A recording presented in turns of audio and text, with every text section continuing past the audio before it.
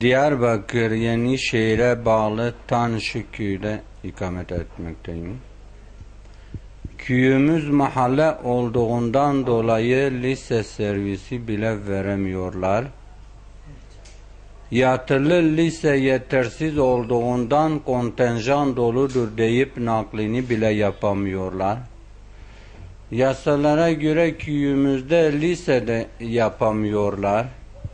Şu anda oğlum 8. sınıf bitirmiş. Bağlar'da Birlik Anadolu Lisesi kazanmış. Oralarda ne pansiyon, ne yurt, ne servis. Peki bu çocuğumu nasıl okula göndereyim? Sözde diyor haydi kızlar okula, kızlarımız hala evde.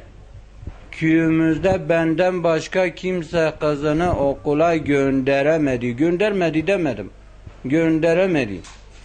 Kızım yıllardır kilometrelerce uzak tek başına gidip gelmeye sürükleniyor. Okula gidip gelmeye sürükleniyor.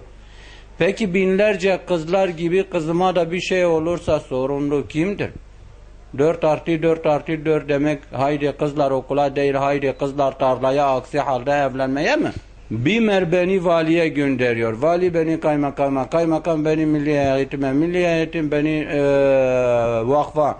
Top gibi birbirlerine atıyor, şut ve gol nerede? Her yıl dershane için başvuruyorum. Şansımızı ancak kuş taşa çarpar. Taşımız hiç kuşa çarpmaz ki. Çocuklarımı okuturmak için mecburen evimi köyden şehire getirmek zorundayım. Ama iş bulamazsam veya geçici iş için evimi köyden şehire getirip geçindiremiyoruz. Valiye gidiyorum. Yani sözde halk kapısıdır. Bir türlü içeriye giremiyorum. Yasaktır diyorlar. Bugüne kadar bizi insan yerine koymadan yani sadece dilekçe havale böyle gidiyorlar.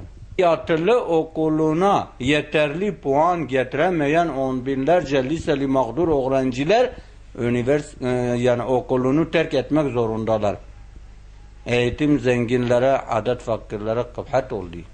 Son olarak bu sorunlarımızı bölgenin sorunudur. Kişisel değil, toplumun sorunudur. Lütfen bu sorunlarımıza çözüm bulmanızı rica ederiz.